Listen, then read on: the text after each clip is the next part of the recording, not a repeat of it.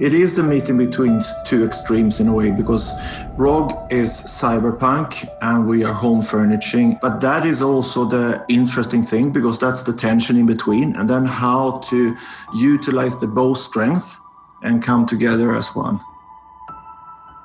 My name is Jon Karlsson. I'm designer at IKEA. I'm Johnny Chen. I'm the lead designer from ASUS Republic of Gamers.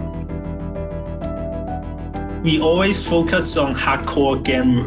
We try to build up the interactive between gamers, gaming gears, and gaming sprays.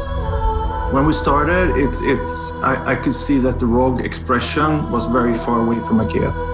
And that I really saw as a challenge. But then you start to collaborate, and then you start to have learnings in between, and then you come together to something. When we discuss with IKEA, we spend a lot of time about how to build a gym gaming table. Actually, we try to build up a gaming product. It's not only one. It's let people how to set up their own gaming battle station.